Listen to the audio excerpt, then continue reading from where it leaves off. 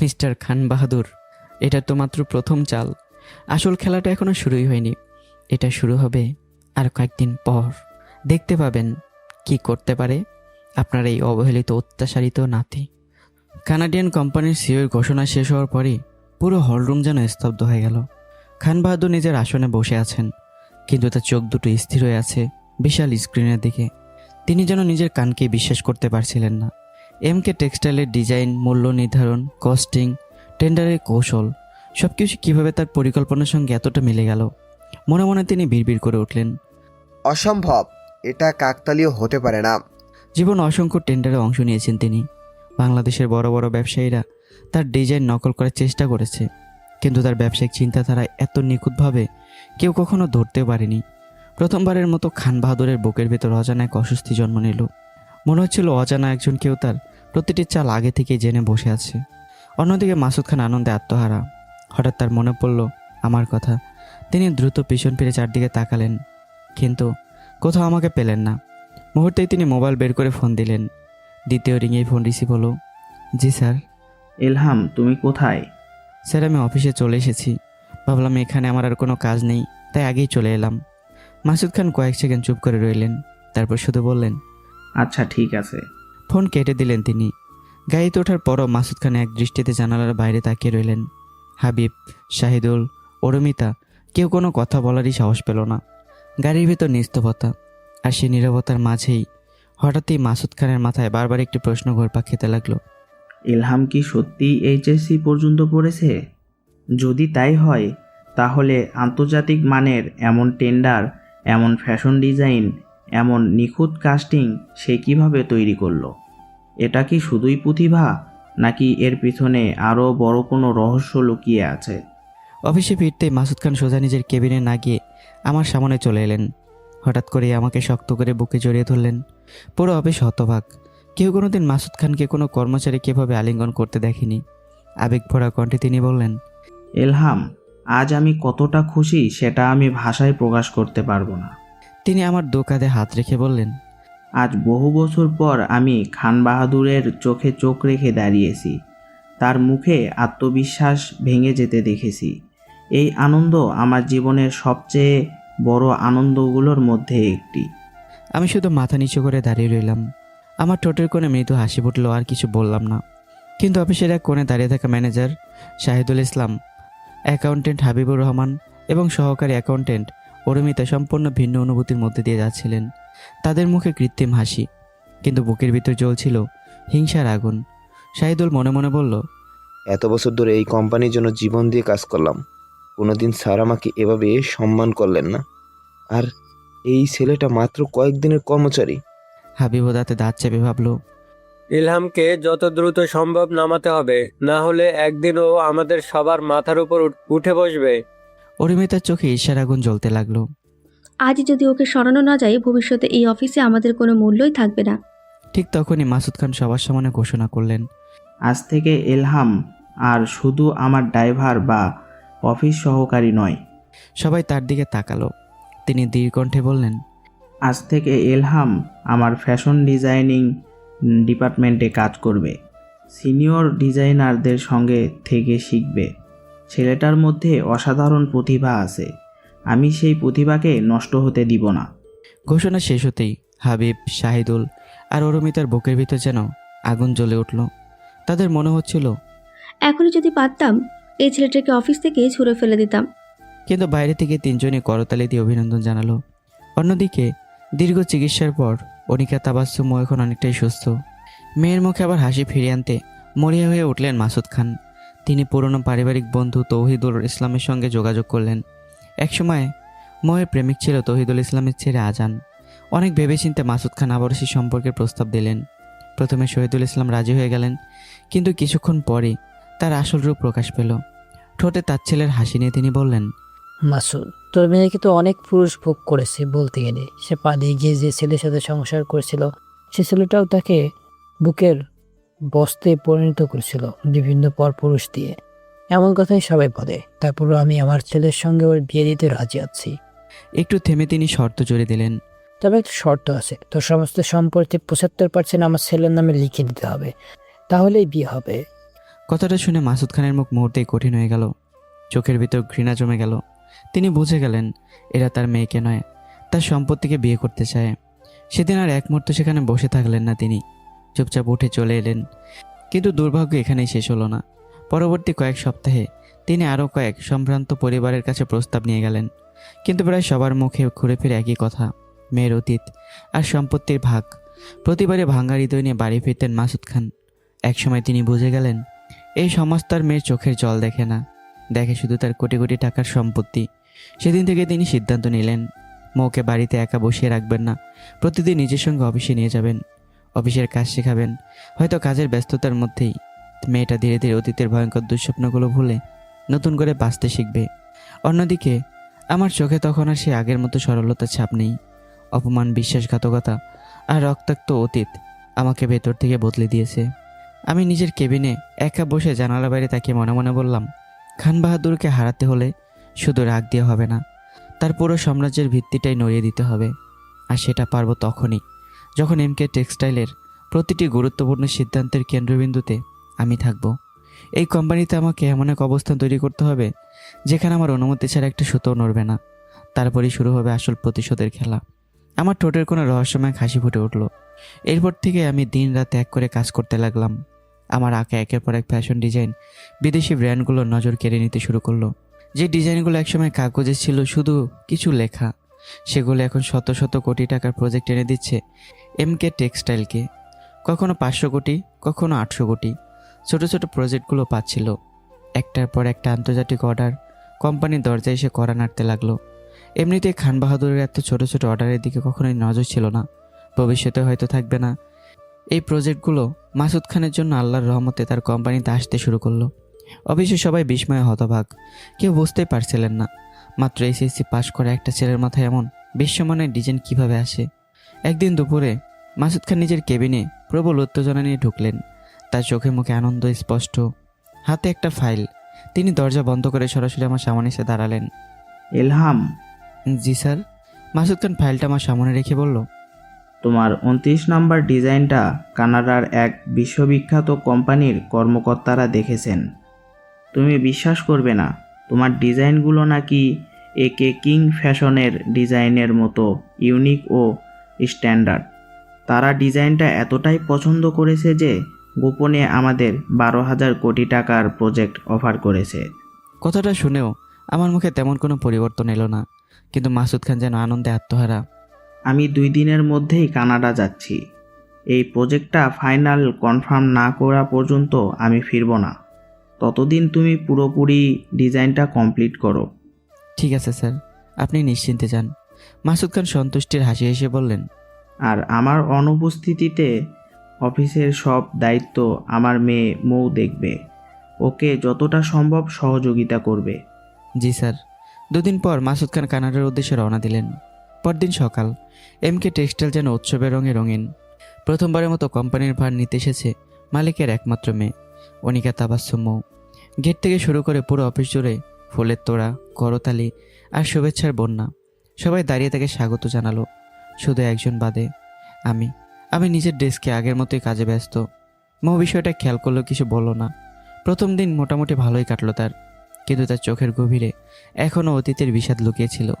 পরদিন অফিস ঘুরে ঘুরে বিভিন্ন ডিপার্টমেন্ট পরিদর্শন করছিল মৌ। হঠাৎই ফ্যাশন ডিজাইন বিভাগের সামনে এসে তার ভুরু কুঁচকে গেল। সব ডিজাইনার কাজ করছে, কিন্তু এক কোণে বসে একজন যুবক মোবাইলে কিছু লিখছে। সে আর কেউ নয়, আমি নিজেই। মোবাইলে স্ক্রিনে ভেসে উঠছে ফেসবুক পেজ, গল্পের শহরে তুমি আমি। সে গল্প লিখছে। ময়ের এক মুহূর্তে মাথায় চড়ে গেল। সে ঝড়ের বেগে এগিয়ে এসে কড়া গলায় বলল, এই, তোমার নাম কি? হঠাৎ এমন কণ্ঠ শুনে আমি মাথা তুললাম। আমার নাম ইলহাম। মৌ চোখ মুখ লাল করে বলে উঠল, অফিসের সময় গল্প লিখছো? এটা কি তোমার বাবার অফিস? আমি মোবাইলটা রেখে ধীর কণ্ঠে বললাম, মিস, আমার বরাদ্দ কাজ করা আমি অনেক আগে শেষ করেছি। এখন আমার রেস্ট টাইম। ব্যক্তিগত সময় আমি কি করছি তাতে সমস্যা কোথায়? কথাটা শুনে ময়ের রাগ দ্বিগুণ হয়ে গেল। সে কোনো কথা না বলে সোজা একটা থাপ্পড় মারতে হাত তুলল, কিন্তু ঠিক সেই মুহূর্তে আমার হাত বিদ্যুতের গতিতে এগিয়ে গেল। আমি শক্ত করে ময়ের কবজি ধরে ফেললাম। একটানে হাতটা সরিয়ে দিয়ে বললাম, আমার গায়ে হাত তোলার অধিকার আপনার নেই। কথা বলতে চাইলে মুখে বলুন। পুরো বিভাগ মুহূর্তেই স্তব্ধ। সবাই নিঃশ্বাস বন্ধ করে তাকিয়ে আছে। মৌ অপমান আর রাগে কাঁপতে লাগলো। তার চোখ মুখ লাল হয়ে উঠল। তোমার এত বড় সাহস, আমার হাত ধরেছ, আমার সঙ্গে মুখে মুখে তর্ক করছো। সে আঙ্গুল তুলে চিৎকার করে বলল। এই মুহূর্ত থেকে তুমি চাকরিচ্যুত। চারপাশে চাপা গুঞ্জন ছড়িয়ে পড়ল, কিন্তু আশ্চর্যের বিষয় আমার মুখে ভয়ের লেশমাত্র নেই, বরং ঠোঁটের কোণে ফুটে উঠল রহস্যময় এক হাসি। কারণ আমি খুব ভালো করেই জানি আজ এমকে টেক্সটাইলের সবচেয়ে গুরুত্বপূর্ণ প্রজেক্টগুলোর প্রাণভ্রমর আমি নিজেই। আমাকে সরিয়ে দেওয়া তো সহজ নয়। ঠিক তখনই বিভাগের একজন সিনিয়র ফ্যাশন ডিজাইনার তড়িঘড়ি করে সামনে এসে বলল। ম্যাম প্লিজ এই সিদ্ধান্তটা এখনই নেবেন না, আগে স্যারের সঙ্গে কথা বলুন। এলহাম ভাই এখন আমাদের কোম্পানির সবচেয়ে গুরুত্বপূর্ণ ডিজাইনারদের একজন। মৌ তার ছেলের হাসি এসেই বলল। My food top fashion designer. তারপর প্রচণ্ড জোরে চিৎকার করলো। ম্যানেজার সাহেব, কোথায় আপনি? চিৎকার শুনে দৌড়ে এলো ম্যানেজার শাহিদুল ইসলাম, অ্যাকাউন্টেন্ট হাবিবুর রহমান, অরুমিতা এবং আরও অনেক স্টাফ। শাহিদুল ইসলাম ভান করা উদ্বেগ নিয়ে বলল। ম্যাম, কি হয়েছে? মৌ আমার দিকে আঙ্গুল তাক করে কঠিন কণ্ঠে বলল। এই লোকটার নামে এখনই ফায়ার নোটিশ তৈরি করুন। কথাটা শুনে শাহিদুল, হাবিব আর অরুমিতার বুকের ভিতর আনন্দের ঢেউ বয়ে গেল। বহুদিন ধরে তারা যেটা চাইছিল আজ মনে হচ্ছে সেটাই সত্যি হতে যাচ্ছে। তারা মুখে গম্ভীর ভাব ধরে রাখলেও চোখের কোণে বিজয়ের ঝিলিক স্পষ্ট। ঠিক তখনই আমি শান্তভাবে ময়ের চোখের দিকে তাকিয়ে মৃদু হেসে বললাম, মিস, রাগের মাথায় নেওয়া সিদ্ধান্ত মানুষকে অনেক বড় ক্ষতির মুখে ফেলে। আগে আপনার বাবাকে ফোন দিন, তারপর উনি বলেন যদি আমাকে বের করে দিতে, আমি এক মুহূর্তে অফিসে থাকবো না। আমার এই শান্ত আত্মবিশ্বাসী কথা শুনে উপস্থিত সবাই আবারও থমকে গেল। ময়ের চোখে তখন রাগের আগুন, আর আমার চোখে জ্বলছে এক অদ্ভুত নিশ্চয়তা। কারণ আমি জানি এখন যে খেলা শুরু হয়েছে মাত্র। ময়ের একটা কথাও বলল না, তার চোখে তখন আগুন জ্বলছে। সে সরাসরি ম্যানেজার শাহিদুর রহমানকে নির্দেশ দিল। এই মুহূর্তে এলহামের ফায়ার নোটিশ প্রস্তুত করুন। আমি 5 মিনিটের মধ্যে ওকে এই অফিসের বাইরে দেখতে চাই। পুরো ফ্যাশন ডিজাইন বিভাগ নিস্তব্ধ হয়ে গেল। কেউ সাহস করে একটা কথাও বলল না। আমি আর কোনো প্রতিবাদও করিনি, শুধু সবার দিকে একবার তাকিয়ে মৃদু এসে নিজের আইডি কার্ডটি টেবিলের উপর রেখে শান্তভাবে বললাম, ভালো থাকবেন সবাই। তারপর ধীর পায়ে কেবিন থেকে বেরিয়ে আসলাম। আমি বেরিয়ে আসতেই ম্যানেজার শাহিদুল ইসলামের বুকের ভিতর যেন জমে থাকা পাথর নেমে গেল। সে মনে মনে বলল, অবশেষে এতদিন পরে কাটাটা সরল। এখন আবার আগের মতো কোম্পানির সব ক্ষমতা আমাদের হাতেই থাকবে। অ্যাকাউন্টেন্ট হাবিবুর রহমান ঠোঁটের কোনো চাপা হাসি ফুটিয়ে ভাবল, একজন ড্রাইভার এসে আমাদের মাথার উপর বসে যাচ্ছিল। আজ থেকে আবার মাসুদ স্যারের সবচেয়ে কাছের লোক আমরাই হব। অরুমিতার চোখে তখন হিংসার জায়গায় স্বস্তি। সে মনে মনে বলল, যে ছেলেটা কয়েক মাসে এত সম্মান পেল আজ 1 মিনিটেই রাস্তায় নেমে গেল। ভাগ্য কাকে কখন কোথায় নামিয়ে দেয়। তিনজনই বাইরে থেকে গম্ভীর মুখ করে দাঁড়িয়ে থাকলেও ভেতরে ভেতরে তাদের আনন্দের সীমা ছিল না। এভাবেই কেটে গেল 3টা দিন। এদিকে মাসুদ খান কানাডায় নিজের জীবনের সবচেয়ে বড় সাফল্য অর্জন করলেন। গোপনে 12,000 কোটি টাকা সে বিশাল প্রজেক্ট অবশেষে এমকে টেক্সটাইলের নামে চূড়ান্ত হয়ে গেল। খুশির খবরটা সবার আগে আমাকে দিতে চেয়েছিলেন তিনি, কিন্তু যতবারই ফোন করলেন প্রতিবারই ফোন বন্ধ। অগত্যা বাংলাদেশে ফিরেই তিনি সোজা অফিসে চলে এলেন। কেবিনে ঢুকে প্রথম প্রশ্ন করলেন, এলহাম কোথায়? মো একদম স্বাভাবিক ভঙ্গিতেই বললেন, বাবা, অফিসে আমি কোনো অলস আর অবহেলাকারী কর্মচারী রাখবো না, তাই আমি তোমার প্রিয় এলহামকে চাকরি থেকে বের করে দিয়েছি। কথাটা শুনে মাসুদ খান যেন বজ্রাহত হলেন। তার চোখ বিস্ফোরিত হয়ে গেল। রাগে কাঁপতে কাঁপতে তিনি হাত তুললেন মুখে একটা চর মারবেন বলে, কিন্তু পর মুহূর্তেই মেয়ের অতীতের অসহায় মুখটা মনে পড়ে গেল। কাঁপতে থাকা হাতটা ধীরে ধীরে নামিয়ে আনলেন। তারপর গর্জে উঠলেন, জীবনে আমার ক্ষতি ছাড়া তুই কিছুই করিসনি, এবারও সবচেয়ে বড় ক্ষতিটা তুই করলি। মৌ হতভগ হয়ে তার বাবার দিকে তাকিয়ে রইল। মাসুদ খান দাঁত চেপে বললেন, জানিস ও আমার কাছে কতটা গুরুত্বপূর্ণ? ওর ডিজাইনের ওপর ভরসা করেই আমি কানাডা থেকে গোপনে 12,000 কোটি টাকার প্রজেক্ট পেয়েছি। খান বাহাদুর জানতে পারলে এই প্রজেক্ট কোনোদিনও আমাদের হাতে আসতো না। ময়ের চোখ বিস্ফোরিত হয়ে গেল, যেন সে নিজের কানকে বিশ্বাস করতে পারছিল না। মাসুদ খান দীর্ঘ শ্বাস ফেলে আবার বললেন, ওর মতো একজন কর্মচারী পাওয়া ভাগ্যের ব্যাপার। ময়ের চোখ তখন ভিজে উঠল। ভাঙা কণ্ঠে বলল, একজন কর্মচারীর জন্য তুমি আমাকে মারতে চাচ্ছিলে, এটা আমি কখনো তোমার কাছ থেকে আশা করিনি। ঠিক আছে, আমি ওকে ফিরিয়ে আনবো। মাসুদ খান হতাশ হয়ে বললেন, কিভাবে আনবি? 3 দিন ধরে ফোন করছি, ফোন বন্ধ। এবার মৌ বলল, নাম্বারটা দাও, আমি ফোন দিচ্ছি। মাসুদ খান নজর দিলেন। মৌ ফোন করলো। 1বার 2বার রিং বাজতেই ফোন রিসিভ হলো। মৌ অবাক হয়ে ফোনটা স্পিকারে দিয়ে বাবার হাতে তুলে দিল। মাসুদ খান ব্যাকুল কণ্ঠে বললেন, এলহাম, তুমি কোথায়? আজই অফিসে ফিরে আসো। ফোনের ওপাশে কয়েক সেকেন্ড নীরবতা।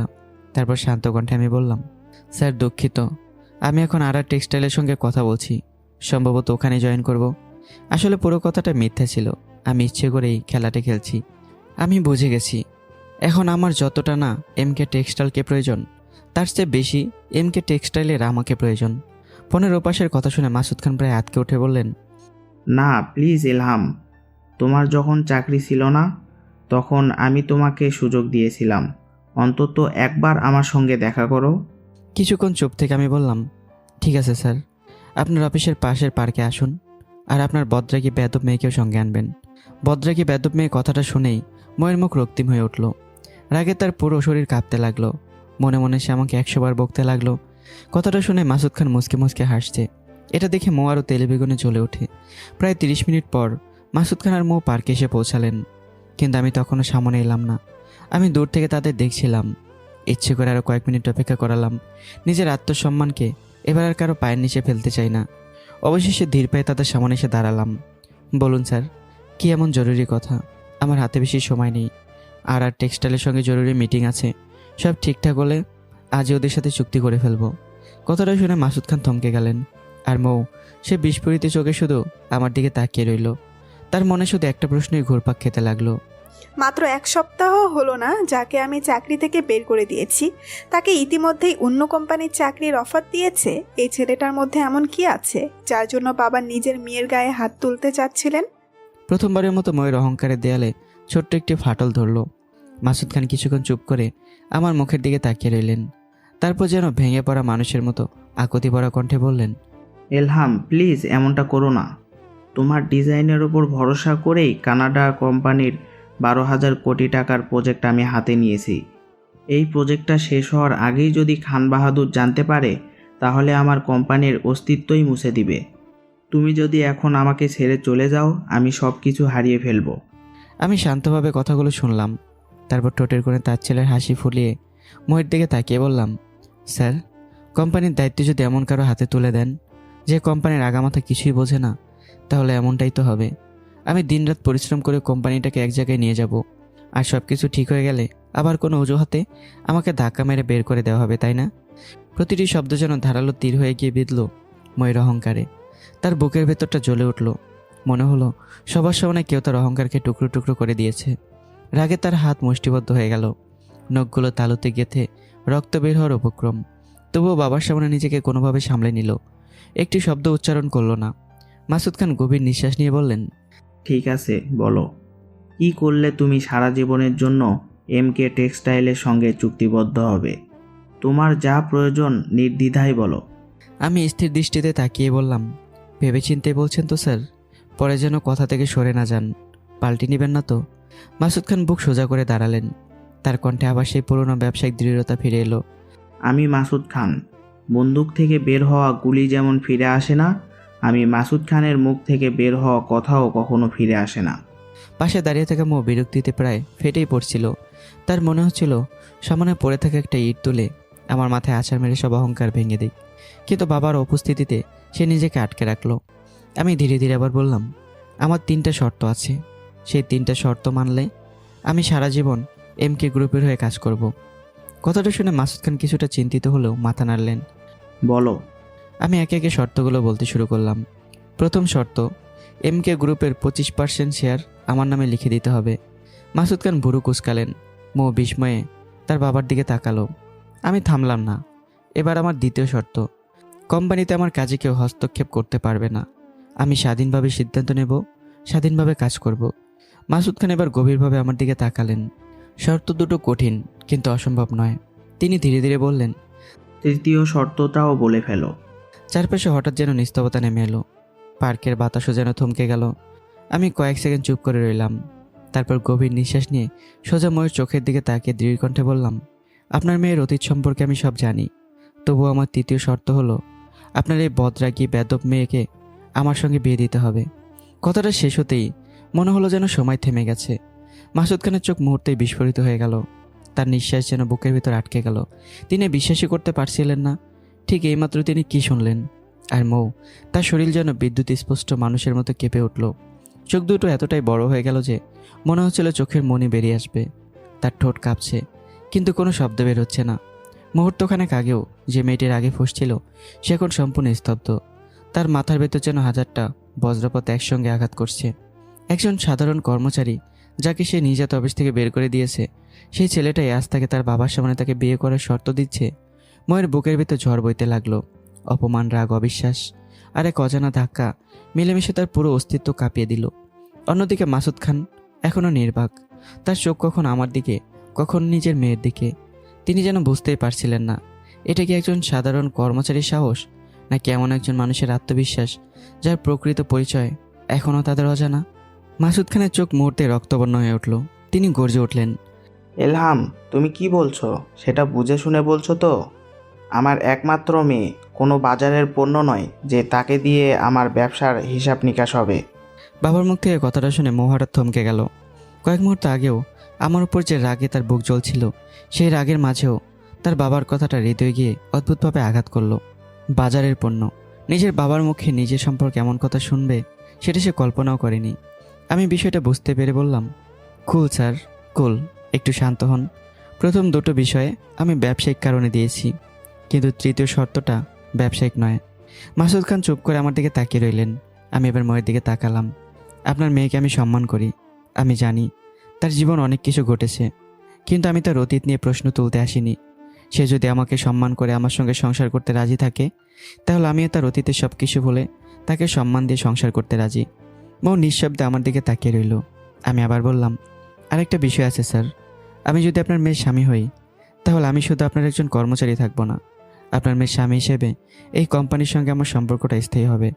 একজন সাধারণ কর্মচারীকে আপনি যে কোনো দিন চাকরি থেকে বের করে দিতে পারেন, কিন্তু আপনার মেয়ের স্বামীকে কোম্পানি থেকে বের করে দেওয়ার আগে আপনাকে অন্তত একবার ভাবতে হবে। মাসুদ খান কিছুক্ষণ চুপ করে রইলেন, তারপর হঠাৎ বললেন, তুমি অন্য কিছু চাও? 25% বদলে 30% দেই, কি বলো? ডিল? স্যার, আমি যে শর্তগুলো দিয়েছি সেগুলো মানতে পারলে বলবেন, না হলে আমি আর টেক্সটাইলে চলে যাচ্ছি। কথাটা শুনে মাসুদ খান বুঝতে পারলেন এই ছেলেকে কোনোভাবে আটকে রাখা যাবে না। তার উপর নিজের মেয়ের জন্য যে পাত্র তিনি দেখছেন, প্রায় সবাই কোনোভাবে তার সম্পত্তির বড় অংশ দাবি করেছে। কেউ চেয়েছে 70% সম্পত্তি, কেউ চেয়েছে কোম্পানির নিয়ন্ত্রণ, আর এই ছেলেটা চাইছে মাত্র 25% শেয়ার। বিনিময়ে নিজের প্রতিভা, নিজের শ্রম আর নিজের পুরো জীবন এমকে টেক্সটাইলের হাতে তুলে দিতে চাইছে। মাসুদ খান ধীরে ধীরে বললেন, আমি আমার মেয়ের সঙ্গে একটু কথা বলতে চাই। মৌ তখনও বড় বড় চোখে তার বাবার দিকে তাকিয়েছিল। আমি পরিস্থিতি বুঝে কিছুটা সরে গেলাম। মাসুদ খান মুখ খুলে কিছু বলার আগে মৌ বলে উঠল, বাবা, সত্যি কি আমি একজন অফিসের সাধারণ কর্মচারীকে বিয়ে করব? অফিসের স্টাফরা কি বলবে? আমার বন্ধুরা কি বলবে? সবাই যদি জানতে পারে তারা আমাকে নিয়ে হাসাহাসি করবে। মাসুদ খান এবার ঠান্ডা গলায় বললেন, এই সমস্যাটা তুই নিজেই তৈরি করেছিস, আমি না। মৌ চুপ করে গেল। মাসুদ খান আবার বললেন, আর তুই বলছিস অফিসের স্টাফরা কি বলবে? প্রয়োজনে তোদের বিয়ের কথাটা গোপন রাখবি। বাড়িতে শুধু আমরা জানবো এলহাম তোর স্বামী। মৌ অবাক হয়ে তার বাবার দিকে তাকালো। মাসুদ খান এবার আরও কঠিন কণ্ঠে বললেন, আর তোর বন্ধু বান্ধবী যারা তোর অতীত নিয়ে পিছনে কথা বলে, তাদের কথা এত ভাবছিস কেন? তুই তো তোর নিজের পছন্দের মানুষকে বিয়ে করেছিলি। আমার হাজার নিষেধ অমান্য করে আবিরের সঙ্গে পালিয়ে গিয়েছিলি, বিয়েও করেছিলি। তখন তো কারো কথা ভাবিসনি। ময়ের বুকের ভেতরটা মোচড় দিয়ে উঠল। পুরনো স্মৃতিগুলো একে একে ফিরে এলো। আবিরের মুখ, তার জন্য বাবার সঙ্গে করা তর্ক, বাবার নিষেধ অমান্য করে বাড়ি থেকে পালিয়ে যাওয়া, আর তারপর সে ভালোবাসার পরিণতি। তার চোখের সামনে ভেসে উঠল নিজের ভেঙে যাওয়া জীবন। মাসুদ খান ধীরে ধীরে বললেন, আমি তোর ওপর কোনো সিদ্ধান্ত চাপিয়ে দিব না। আবিরকে যখন বিয়ে করেছিলি সেটা ছিল আমার সিদ্ধান্তর বিরুদ্ধে গিয়ে। এবারও সিদ্ধান্ত তুই নিবি। মৌ মাথা নিচু করে ফেলল। তার ভেতরে যেন এক অদ্ভুত দ্বন্দ্ব শুরু হলো। একদিকে তার অহংকার, একজন সাধারণ কর্মচারীকে বিয়ে করবে, এটা সে মেনে নিতে পারবে। অন্যদিকে তার বাবা, যে বাবা তাকে সবসময় আগলে রেখেছে, যে বাবা আজও তার ভাঙা জীবনকে আবারও গুছিয়ে দিতে চাইছে। আর কোথাও গভীরে আমার সেই অদ্ভুত আত্মসম্মান, আমার প্রতিভা আর শত শত অথচ ধারালো কথা, সব কিছু মিলে মৌয়ের মনে এক অস্বস্তিকর প্রশ্ন জেগে উঠল। আমি কি আবারও নিজের ইচ্ছার পেছনে ছুটবো, নাকি এবার বাবার ইচ্ছাকে গুরুত্ব দেব? কিছুক্ষণ পর মৌ ধীরে ধীরে মাথা তুলল। তার চোখে তখন আর আগের মতোই অহংকার নেই, কণ্ঠটাও অনেক নিচু। তার মানে তুমি সিদ্ধান্ত নিয়ে ফেলেছো তুমি সত্যি এই সাধারণ কর্মচারীকে আমার সঙ্গে বিয়ে দিতে চাও? মাসুদ খান শান্তভাবে বললেন। আমি কোনো সিদ্ধান্ত নিইনি, সিদ্ধান্ত তুই নিবি। মৌ আবারও চুপ হয়ে গেল, তারপর চোখ বন্ধ করলো। মনের ভিতর যেন আবিরের সঙ্গে কাটানো অতীতের শেষ অধ্যায়টা একবারের জন্য খুলে গেল। মৌ বাবার বিরুদ্ধে গিয়েছিল, নিজের ভালোবাসার জন্য সব কিছু ছেড়ে দিয়েছিল, কিন্তু সেই ভালোবাসা তাকে কি দিয়েছে? অপমান, অবিশ্বাস, শরীরের অক্ষমতা আর এক দীর্ঘ অন্ধকার জীবন।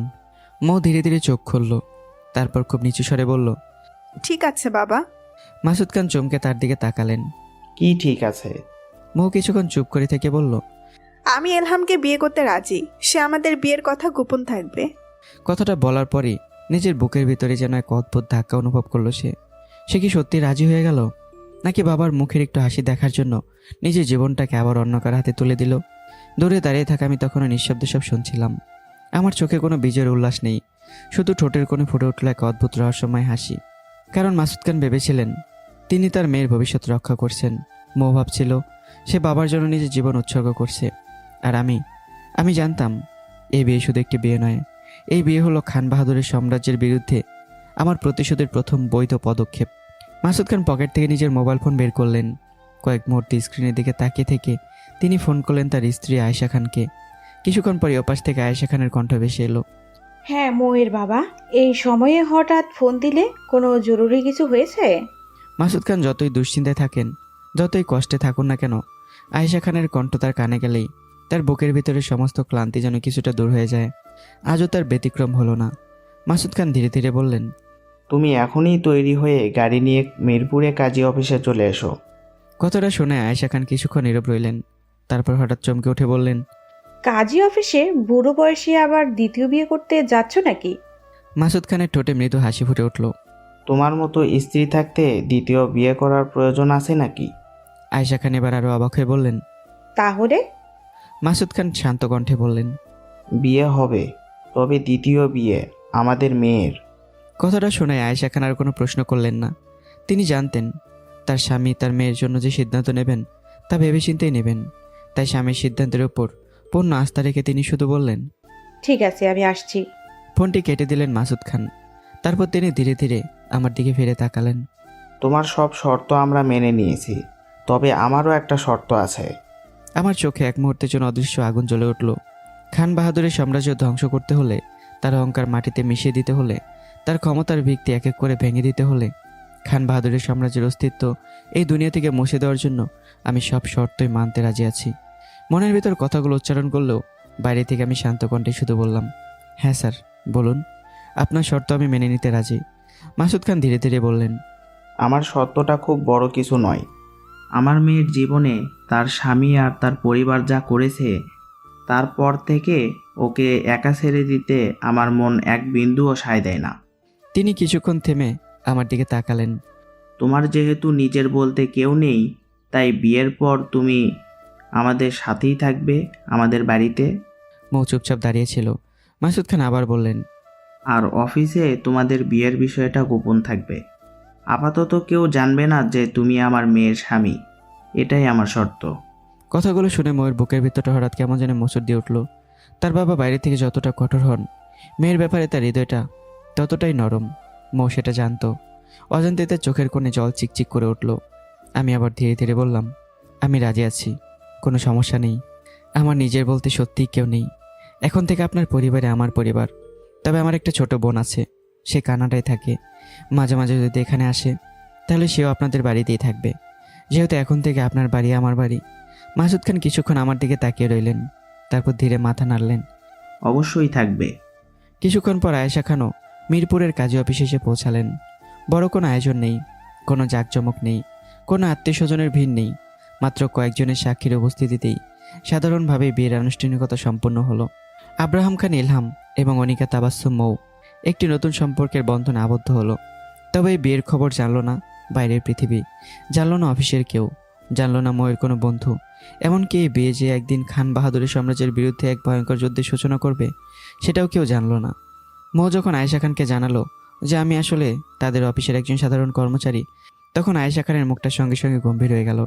তবুও তিনি কিছু বললেন না, কারণ তিনি তার স্বামীকে ভালোবাসেন এবং বিশ্বাস করেন। কিন্তু মনের গভীরে আমাকে মেয়ের জামা হিসেবে মেনে নিতে তার কোথাও যেন একটা অস্বস্তি থেকে গেল। সন্ধ্যার দিকে সবাই বাড়িতে ফিরে এলো। মাসুদ খান, আয়েশা খান, মৌ এবং আমি একসঙ্গে বাড়িতে ঢুকতেই বসার ঘরে থাকা মহিবুল আলমের চোখ পড়ল আমার উপর। সে অবাক চোখে তাকিয়ে বলল, আরে দুলা ভাই, এই ছেলেটাকে আবার কোথা থেকে এলো? কথাটা শুনে ময়ের বুকটা ধুক করে উঠল। এক মুহূর্তের জন্য তার মনে হলো, এখন থেকে কি প্রতিদিন আমার স্বামীকে নিয়ে এভাবেই অপমান শুনতে হবে? সবাই যদি আমাকে একজন সাধারণ কর্মচারী হিসেবেই দেখে, এই সম্পর্কটা গোপন রাখা ছাড়া হয়তো সত্যি আর কোনো উপায় নেই। মৌ কিছু বলল না।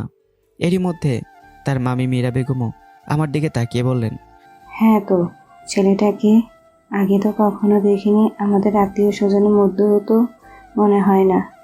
মাসুদ খান এবার ধীরে ধীরে তাদের দিকে ফিরে তাকালেন। তার মুখের কোমলতা মুহূর্তে মিলিয়ে গেল।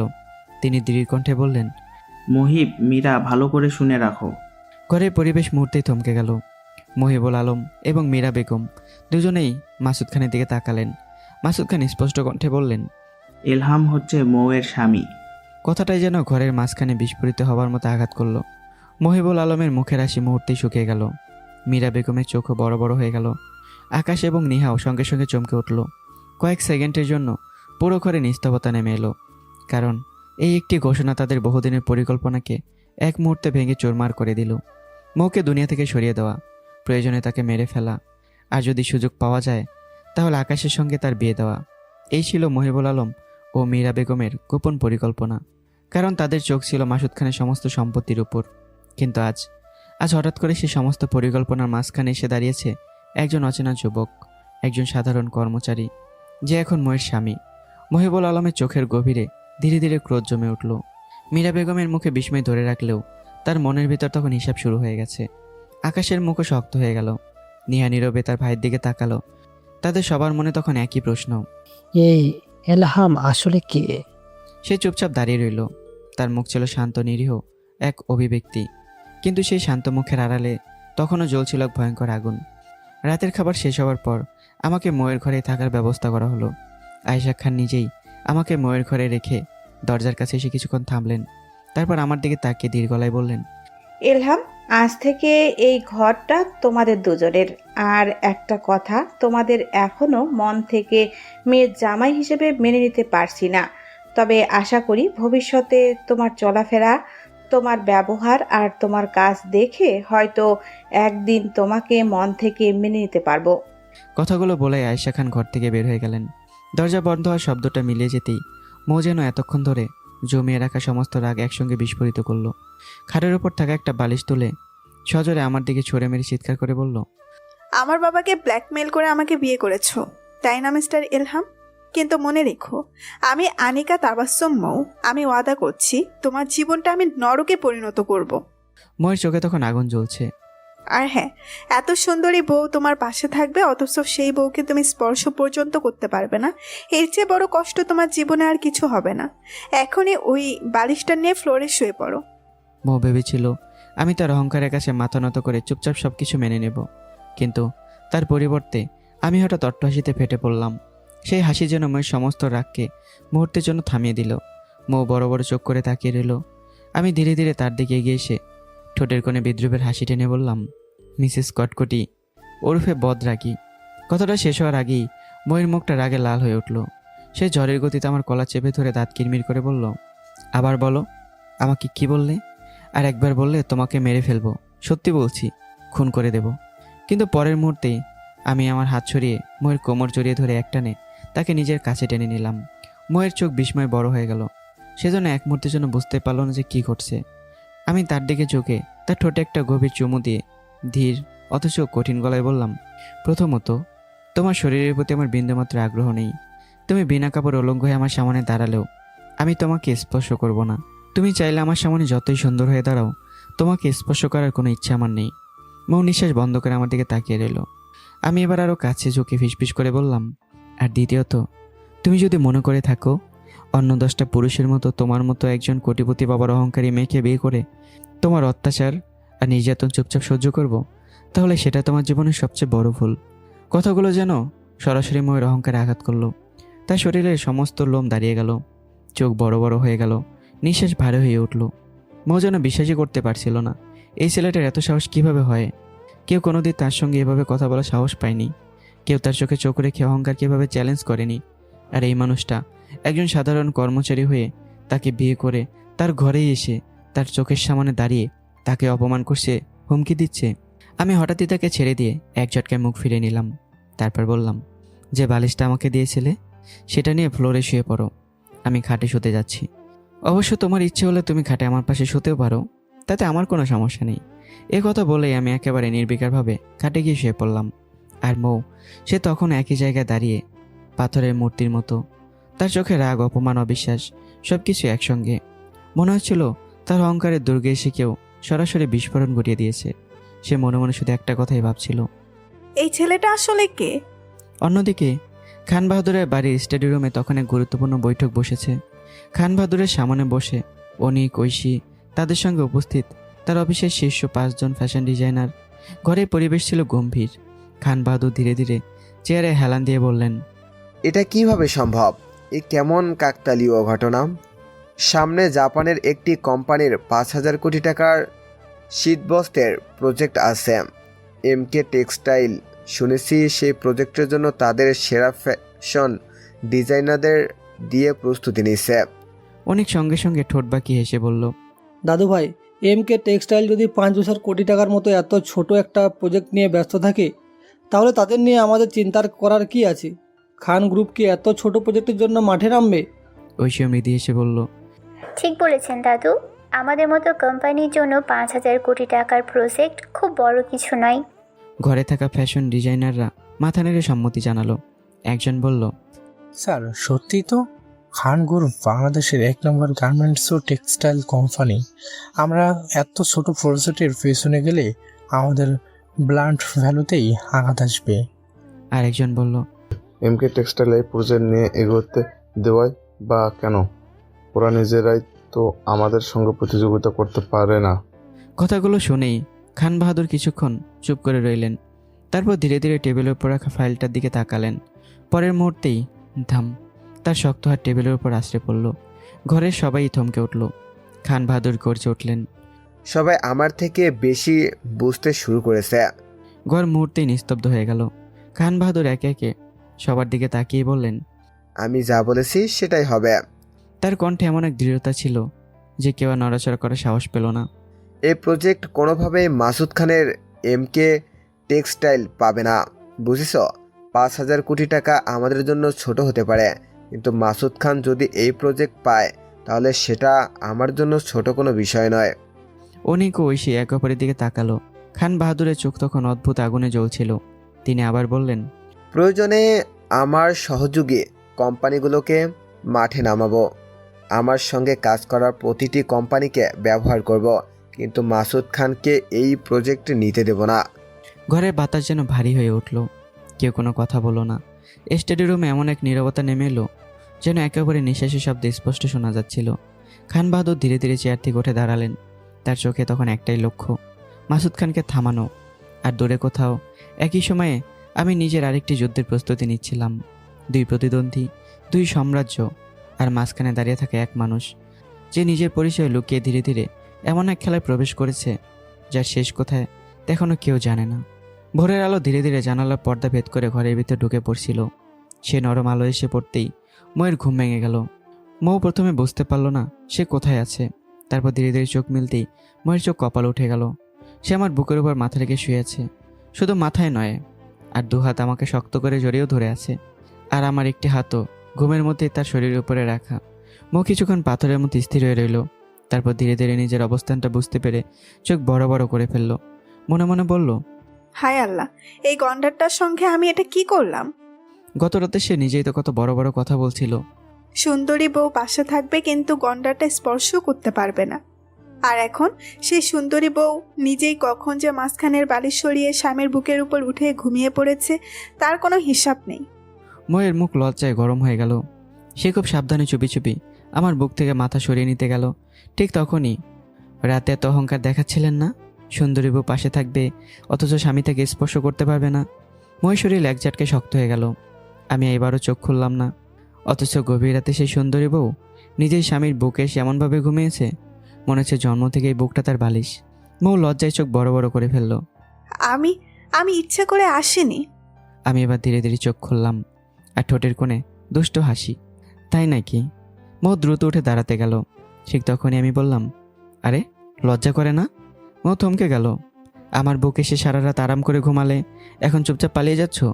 মৌয়ের মুখ আরও লাল হয়ে গেল। সে মাথা নিচু করে দাঁড়িয়ে রইল। আমি কিছুক্ষণ তার দিকে তাকিয়ে থাকলাম। তারপর মুচকি এসে মনে মনে বললাম, অহংকারী বাবার বদরাগী মেয়েটাকে কন্ট্রোল করার মধ্যে সত্যি একটা আলাদা শান্তি আছে। মৌ মুখ গোমরা করে বলল, বেশি কথা বললে কিন্তু আজ রাতে ফ্লোরে না, বারান্দায় ঘুমাবো। যতক্ষণ না আবার মাঝরাতে নিজে এসে আমার বুকে ঘুমাচ্ছ ততক্ষণ আমি রাজি। আপনি? মোর আগে বালিশটা তুলে আবার সরে মারল। আমি হেসে বালিশটা ধরে ফেললাম। সকালে সেই ছোট্ট ঝগড়ার মধ্যেই আমাদের অদ্ভুত সম্পর্কের আরেকটা নতুন সকাল শুরু হলো। এরপর আমি অফিসের উদ্দেশ্যে বেরিয়ে গেলাম। আজ অফিসে মাসুদ খান উপস্থিত ছিলেন, কিন্তু আমি যখন মাসুদ খানের সঙ্গে একসঙ্গে অফিসে ঢুকলাম, অফিসের ভেতরের দৃশ্যটা যেন মুহূর্তেই বদলে গেল। অরুমিতা, হাবিবুর রহমান এবং ম্যানেজার শাহিদুল ইসলাম তিনজনে আমার দিকে এমনভাবে তাকিয়ে রইলেন যেন তাদের চোখের সামনে কোনো অসম্ভব ঘটনা ঘটছে। অরুমিতা প্রথমে চোখ কসলালো, তারপর আবার তাকালো। হাবিবুর রহমানও নিজের চোখ ঘষে নিল। শাহিদুল ইসলাম ফিসফিস করে বলল, আমি কি ভুল দেখেছি? অরুমিতা ধীরে ধীরে বলল, মনে হয় না। হাবিবুর রহমান শুকনো গলায় বলল, তাহলে ও আবার এখানে কি করছে? তিনজনের মুখে তখন একটাই প্রশ্ন, ওকে আবার ফিরিয়ে আনলো কে? কিছুক্ষণ পর মাসুদ খান তার কেবিনের সকল ফ্যাশন ডিজাইনার এবং ম্যানেজার শাহিদুল ইসলামকে ডেকে পাঠালেন। সবাই কেবিনে উপস্থিত হলে মাসুদ খান বললেন, সামনে জাপানের একটি কোম্পানির 5,000 কোটি টাকার শীতবস্ত্রের প্রজেক্টের টেন্ডার জমা দেওয়ার দিন। আমাদের খুব ভালোভাবে প্রস্তুতি নিতে হবে। তিনি আমার দিকে তাকিয়ে বললেন, এলহাম, তুমি ফ্যাশন ডিজাইনারদের সঙ্গে কাজ করবে।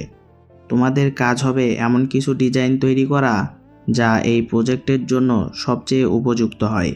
এরপর তিনি শাহিদুল ইসলামের দিকে তাকিয়ে বললেন, আর আপনি ডিজাইনের উপর ভিত্তি করে পোশাক, কাঁচামাল, সুতা সব কিছুর বর্তমান বাজার দর সংগ্রহ করে প্রস্তুত করবেন। সবাই মাথা নেড়ে সম্মতি জানালো। কিছুক্ষণ পর সবাই কেবিন থেকে বেরিয়ে গেল। বেরোবার পরই অরুমিতা হাবিবুর রহমানের দিকে তাকিয়ে বলল, ওকে আবার কে ফিরিয়ে আনলো? হাবিবুর রহমান নিচু গলায় বলল, আমার তো মনে হয় মাসুদ স্যার নিজেই ফিরিয়ে এনেছেন। শাহিদুল ইসলাম দীর্ঘ শ্বাস ফেলে বললেন, ম্যাডাম তো কোনোভাবেই ওকে ফিরে আনতেন না। অরুমিতা ঠোঁট বাঁকিয়ে বলল, তাহলে বুঝতেই পাচ্ছেন সামনে আবার আমাদের জন্য কি অপেক্ষা করছে। তিনজন একে অপরের দিকে তাকালো। কেউ কিছু বলল না, কিন্তু তাদের চোখে যে বিরক্তি আর ঈর্ষা ছিল তা লুকানোর কোনো চেষ্টা করেও লুকানো গেল না। সবাই চলে যাওয়ার পর কেবিনে শুধু মাসুদ খান আর আমি রইলাম। মাসুদ খান কিছুক্ষণ চুপ করে থেকে বলল, এলহাম, খান বাহাদুর এই 5,000 কোটি টাকার প্রজেক্টে সরাসরি হাত দেবে না। আমি শান্তভাবে তার দিকে তাকালাম। মাসুদ খান ধীরে ধীরে বললেন, কিন্তু আমি যাতে এই প্রজেক্টটা না পাই তাতে সর্বোচ্চ চেষ্টা করবে। তুমি সেটা জানো। আমার ঠোঁটের কোণে হালকা হাসি ফুটে উঠল। মাসুদ খান বললেন, তাই তুমি এমন একটি শীতবস্ত্রের ডিজাইন তৈরি করো যাতে সহজেই আমরা এই প্রজেক্টটা পেয়ে যেতে পারি। আমি কিছুক্ষণ চুপ করে রইলাম। তারপর ধীরে ধীরে বললাম, স্যার, আমি সর্বোচ্চ চেষ্টা করব। মাসুদ খান আমার দিকে তাকিয়ে বললেন, তবে আমার আসল টার্গেট 5,000 কোটি টাকার ওই প্রজেক্ট নয়। মাসুদ খান বুড়োকুচকে তাকালেন, তাহলে? কানাডার সেই 12,000 কোটি টাকার প্রজেক্ট। মাসুদ খান কিছুক্ষণ আমার দিকে তাকিয়ে রইলেন, তারপর নিচু গলায় বললেন, আমি জানি। আমি চুপ হয়ে গেলাম। মাসুদ খান এবার আরও গম্ভীর হয়ে বললেন, কিন্তু কানাডিয়ান কোম্পানির 5,000 কোটি টাকার অ্যাডভান্স আমাদের অ্যাকাউন্টে না আসা পর্যন্ত এই বিষয়টা গোপন থাকবে। ঠিক আছে স্যার। মাসুদ খান জানালার বাইরে তাকালেন। অন্যদিকে আমার চোখে তখন অদ্ভুত এক দৃঢ়তা, আর মনে মনে একটা কথাই ঘুরছিল, খান বাহাদুর, তুমি ভাবছো তুমি মাসুদ খানকে থামাতে যাচ্ছ? আমার ঠোঁটের কোণে ধীরে ধীরে এক রহস্যময় হাসি ফুটে উঠল। কিন্তু তুমি জানোই না, তোমার সবচেয়ে বড় প্রতিদ্বন্দ্বীকে জয়ী করার জন্যই যে মানুষটা লড়ছে সে আসলে তোমারই রক্ত। আর সেই মুহূর্তে একদিকে খান বাহাদুর শুরু করেছে এমকে টেক্সটাইলকে থামানোর প্রস্তুতি, অন্যদিকে আমি শুরু করেছি খান বাহাদুরের সাম্রাজ্যের ভিত কাঁপিয়ে দেওয়ার প্রস্তুতি। কিন্তু কেউ জানে না এই ছোট্ট 5,000 কোটি টাকার প্রজেক্টটি খুব শীঘ্রই এমন এক যুদ্ধের সূচনা করবে যে যুদ্ধে শুধু ব্যবসা নয়, একটি পুরো সাম্রাজ্যের ভাগ্য নির্ধারণ হবে। এরপর থেকে আমি যেন নিজেকে সম্পূর্ণভাবে কাজে ডুবিয়ে দিলাম। দিন রাতের কোনো হিসাব আমার কাছে আর রইল না। সকাল থেকে গভীর রাত পর্যন্ত আমি সহকর্মীদের নিয়ে কানাডিয়ান কোম্পানির জন্য একের পর এক ডিজাইন তৈরি করতে লাগলাম। কখনো কাপড়ের টেক্সচার নিয়ে আলোচনা, কখনো রঙের সমন্বয়, কখনো শীত বস্ত্রের ফেব্রিক্স নিয়ে গবেষণা, আবার কখনো পুরো রাত জেগে শুধু একটা ডিজাইনের সামান্য একটু অংশ পরিবর্তন করছি। সহকর্মীরা অবাক হয়ে দেখছিল। আমি যেন কোনো সাধারণ ফ্যাশন ডিজাইনার নই। আমার মাথার ভেতর যেন ডিজাইনের এক বিশাল পৃথিবী। একদিন আমার সহকর্মী অবশেষে কৌতূহল সামলাতে না পেরে জিজ্ঞাসা করলো, এলহাম ভাই, আপনি শুধু কানাডিয়ান কোম্পানির জন্যই দিনরাত ডিজাইন করছেন, কিন্তু জাপানিজ কোম্পানির 5,000 কোটি টাকার প্রজেক্টের জন্য তো এখনো কোনো ডিজাইন করছেন না, ব্যাপারটা কি? আমি তখন কম্পিউটারের স্ক্রিন থেকে চোখ না সরিয়ে মৃদু হেসে শুধু বললাম, অপেক্ষা করুন। সহকর্মী অবাক হয়ে বলল, অপেক্ষা করব? আমি এবার ধীরে ধীরে তার দিকে তাকালাম। আমার চোখে এমন এক রহস্যময় আত্মবিশ্বাস যা দেখে লোকটার কৌতূহল আরও বেড়ে গেল। সময় হলে সব কিছু জানতে পারবেন, শুধু একটু অপেক্ষা করুন। এভাবে দেখতে দেখতে 1 সপ্তাহ কেটে গেল। 1 সপ্তাহ ধরে আমি প্রায় দিনরাত এক করে কাজ করলাম। অবশেষে একদিন কানাডিয়ান কোম্পানির জন্য তৈরি করা সেই শীতকালীন পোশাকের নতুন জ্যাকেট ডিজাইন সম্পন্ন হলো। ডিজাইনটি যখন মাসুদ খানের সামনে উপস্থাপন করা হলো, মাসুদ খান কিছুক্ষণ একেবারে চুপ করে রইলেন। তার চোখ ধীরে ধীরে বড় হয়ে গেল। তিনি স্ক্রিনের দিকে তাকিয়ে রইলেন, তারপর ফিসফিস করে বললেন, এটা তুমি তৈরি করেছো? আমি শান্তভাবে মাথা নাড়লাম। মাসুদ খান যেন বিশ্বাসই করতে পারছিলেন না। ডিজাইনটির সৌন্দর্য, আধুনিকতা, ব্যবহারিক দিক এবং আন্তর্জাতিক মান সব কিছু একসঙ্গে মিলে গিয়েছিল। কানাডিয়ান কোম্পানির কর্মকর্তারা ডিজাইনটি দেখে অভিভূত হয়ে গেল। মাত্র কয়েক ঘন্টার মধ্যে তাদের কাছ থেকে মাসুদ খানের কাছে একটি ফোন এলো। ফোন রেখে মাসুদ খান কিছুক্ষণ স্থির হয়ে দাঁড়িয়ে রইলেন। তারপর হঠাৎ আমার দিকে এগিয়ে এসে বললেন, এলহাম। আমি তাকালাম। মাসুদ খান উত্তেজিত গলায় বললেন, তুমি ইতিহাস সৃষ্টি করে দিলে। কি হয়েছে স্যার? মাসুদ খান যেন আনন্দে নিজেকে সামলাতে পারছিলেন না। কানাডিয়ান কোম্পানি তোমার ডিজাইনে এতটাই পছন্দ করেছে যে তারা মাত্র 2 ঘন্টার মধ্যেই আমাদের অ্যাকাউন্টে 5,000 কোটি টাকার অ্যাডভান্স পাঠিয়ে দিয়েছে। কথাটা শুনেই আমি নিজেও কয়েক মুহূর্ত চুপ করে রইলাম। 2 ঘন্টার মধ্যে? হ্যাঁ, পুরো 5,000 কোটি টাকা। মাসুদ খানের কণ্ঠে তখন অবিশ্বাস মিশেছিল। কাছে দাঁড়িয়ে থাকা মৌ সব কিছু শুনছিল। সে ধীরে ধীরে আমার দিকে তাকালো। তার চোখে এবার প্রথমবারের মতো স্পষ্ট কৌতূহল। মৌ মনে মনে ভাবল, এই মানুষটাকে দেখে কোনো দিক থেকেই মনে হয় না সে অল্প শিক্ষিত। তারপর নিজের অজান্তে প্রশ্নটা মাথায় এলো, তাহলে সে এত উচ্চমানের, এত আধুনিক, এত নিখুঁত ডিজাইন তৈরি করে কিভাবে? মৌ যতই ভাবছিল ততই তার মনে হচ্ছিল ইলহাম নামের এই মানুষটার মধ্যে এমন কিছু আছে যা সে এখনও বুঝতে পারেনি। অন্যদিকে জাপানিজ কোম্পানির 5,000 কোটি টাকার প্রজেক্টের টেন্ডার জমা দেওয়া হয়েছে। 3 দিন আগে আমি বাংলাদেশে থাকা তাদের হেড অফিসে টেন্ডার জমা দিয়ে এসেছিলাম। আর এখন আর মাত্র 2 দিন পর টেন্ডার ঘোষণা হবে। কেউ জানে না আমি সেখানে কি জমা দিয়েছি।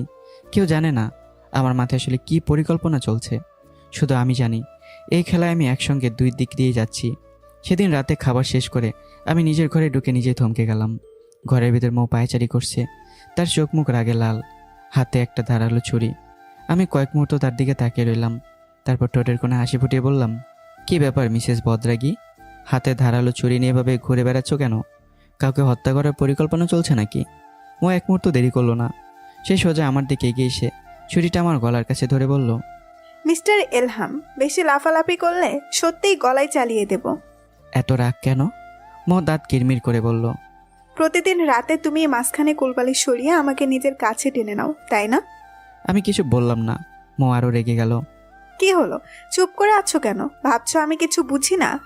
হঠাৎ আমি ছুরিটা ধরে ফেললাম। এক ঝটকায় মৌয়ের হাত মুছড়ে তার হাতটা পেছনে নিয়ে গেলাম। তারপর তাকে নিজের কাছে টেনে বললাম, তোমার কি নিজেকে খুব সুন্দরী মনে হয়? মৌ রাগেই বলল, হ্যাঁ হয়। কোনো সমস্যা? আমি তার দিকে তাকিয়ে অত্যন্ত গম্ভীর মুখে বললাম, সব ছেলে তোমার জন্য পাগল হয়ে যাবে? মৌ গর্বিতভাবে বলল, অবশ্যই। আমি কয়েক সেকেন্ড তার দিকে তাকিয়ে থেকে আবার বললাম, আমার তো তোমাকে তেমন সুন্দরী মনে হয় না। ময়ের চোখ এবার বড় বড় হয়ে গেল। কি? মেকআপ না করলে তোমাকে মাঝে মাঝে 3 বাচ্চার মায়ের মতো লাগে, একদম বুড়ি। ময়ের মুখের রং মুহূর্তে বদলে গেল। কি বললে? 3 বাচ্চার মা। মৌ যেন আগুনে পরিণত হলো। কুত্তা গন্ডার, আমাকে 3 বাচ্চার মায়ের মতো লাগে, তাই না? তাহলে আমার বাবাকে ব্ল্যাকমেল করে আমাকে বিয়ে করলে কেন? সেদিন তুমি আমার ইগোতে আঘাত করেছিলে। মৌ থমকে গেল। আমি বললাম, আর তোমার মতো কোটিপতি বাবার বদরেগি মেয়েকে কীভাবে কন্ট্রোল করতে হয়, কিভাবে লাইনে আনতে হয়, সেটা দেখার জন্যই বিয়ে করেছি। মৌ রাগে কাঁপতে লাগলো, কিন্তু আমি যেন থামার মানুষ নই। আমি বললাম, তোমাকে দেখলে আমার কোনো ফিলিংসই আসে না। আমাদের অফিসে যে ম্যানেজারের সহকারী মেয়েটা আছে না, নীলা, মেয়েটাকে দেখতে কালো হলেও তাকে দেখলে আমার মনে একটা আলাদা ভালো লাগা কাজ করে, কিন্তু তোমার মধ্যে সেই ফিলিংসটা নেই। কথাটা শেষ হওয়ার সঙ্গে সঙ্গে মেয়ের মনে হলো কেউ যেন তার শরীরে কেরোসিন ঢেলে আগুন ধরিয়ে দিয়েছে। কি বললে? সেই ছুরি হাতে আমার দিকে ছুটে এলো, আজ তোমাকে আমি মেরেই ফেলবো। কিন্তু আমি তাকে কোনো সুযোগই দিলাম না। এক ঝটকে তার 2 হাত চেপে ধরলাম, অন্য হাত দিয়ে কোমর শক্ত করে নিজের কাছে টেনে নিলাম। মৌ ছটফট করতে লাগলো। ছাড়ো আমাকে। আমি কোনো কথা না বলে তার ঠোঁটে নিজের ঠোঁট চেপে ধরলাম। ময়ের সমস্ত রাগ যেন মুহূর্তের জন্য থেমে গেল। কয়েক মুহূর্ত পর আমি তাকে ছেড়ে দিলাম। তারপর অত্যন্ত স্বাভাবিকভাবেই বললাম, এখন রিল্যাক্স হয়েছ নাকি আরও কিছু করতে হবে? মৌ যেন বিস্ফোরিত হয়ে গেল। আমাকে দেখে তোমার কোনো ফিলিংস আসছে না? আমি সুন্দরী নয়, তাহলে এখন আমাকে কিস করলে কেন? আমি তোমার ফিগার আর চেহারার সৌন্দর্যকে এভারেজ বলেছি। মৌর আগে তাকিয়ে রইল। মৌ অনিশ্চয় সত্ত্বেও চুপ করে গেল।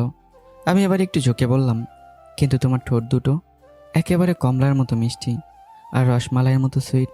ময়ের চোখ বড় বড় হয়ে গেল। মৌ এবার বুঝতে পারলো না সে রাগ করবে নাকি লজ্জা পাবে। আমি আরও বললাম, আর তোমার ঠোঁট দুটো এত কিউট যে তাই তো বারবার সেখানে কিস করে ফেলি। নিজের স্ত্রীকে এভাবে জ্বালাতন করতে আমার বেশ মজাই লাগছিল। আমার চোখে মুখে স্পষ্ট আনন্দ। কিন্তু মৌ সে হঠাৎই চুপ হয়ে গেল, আর কোনো কথা বলল না, কোনো প্রতিবাদও করলো না। ধীরে ধীরে গিয়ে খাটের উপর বসে পড়ল। আমি তার দিকে তাকিয়ে মুচকি হাসলাম, কিন্তু মৌয়ের মুখে তখন আর কোনো রাগ নেই, শুধু এক অদ্ভুত নীরবতা। তার মাথার ভেতর যেন একসঙ্গে অনেকগুলো প্রশ্ন করছে। এই মানুষটা আসলে আমাকে অপছন্দ করে নাকি সবটাই আমাকে জ্বালানোর জন্য? তাহলে সে আমাকে বিয়ে করলো কেন? আর সবচেয়ে বড় প্রশ্ন, সে কি সত্যি আমার প্রতি কোনো অনুভূতি রাখে না? মৌ চুপ করে বসে রইল, আর আমি জানালার দিকে তাকিয়ে মৃদু হাসলাম। আমার চোখে তখনই সে পুরনো রহস্য। কারণ মৌ এখনও জানে না যে মানুষটা তাকে প্রতিদিন অপমান করে, জ্বালায়, রাগায়, সেই মানুষটাই নিজের হৃদয়ের সবচেয়ে গভীর জায়গায় তাকে কতটা জায়গা দিয়ে ফেলেছে। পরদিন সকালে এমকে টেক্সটাইল ইন্ডাস্ট্রির অফিসে প্রতিদিনের মতো কাজ চলছিল। কেউ ডিজাইন নিয়ে ব্যস্ত, কেউ ফাইল নিয়ে, কেউ আর বিভিন্ন প্রজেক্টের হিসাব নিকাশ নিয়ে ব্যস্ত হয়ে পড়েছিল। আমি নিজের কাজ করছিলাম। ঠিক সেই সময় মাসুদ খান আমার কাছে এসে দাঁড়ালেন। এলহাম, আজ জাপানিজ কোম্পানির টেন্ডার ঘোষণা হবে, তুমি আমাদের সঙ্গে যাবে না? আমি কাছ থেকে চোখ তুলে মাসুদ খানের দিকে তাকিয়ে বললাম, স্যার আমি যাব না। আপনি ম্যানেজার সাহেব আর আমাদের কয়েকজন ফ্যাশন ডিজাইনারকে নিয়ে চলে যান। মাসুদ খান কয়েক মুহূর্ত আমার মুখের দিকে তাকিয়ে রইলেন, যেন তিনি বুঝতে চাইছিলেন, কিন্তু আমাকে দেখে কিছুই তার বোঝার উপায় ছিল না। শেষ পর্যন্ত মাসুদ খান আর জোর করলেন না। কিছুক্ষণ পর তিনি ম্যানেজার শাহিদুল ইসলাম, কয়েকজন ফ্যাশন ডিজাইনার এবং অন্যান্য কর্মকর্তাকে সঙ্গে নিয়ে জাপানিজ কোম্পানির বাংলাদেশ হেড অফিসের উদ্দেশ্যে রওনা হলেন। জাপানিজ কোম্পানির বাংলাদেশ হেড অফিসের বিশাল হলরুমে ততক্ষণে বাংলাদেশের বড় বড় টেক্সটাইল ও গার্মেন্টস কোম্পানির কর্ণধারদের উপস্থিতি জমে উঠেছে। দেশের অন্যতম বড় ব্যবসায়ী খান বাহাদুর সেখানে উপস্থিত ছিলেন। তার সঙ্গে ছিল তার 2 নাতি অনিক ও ঐশী।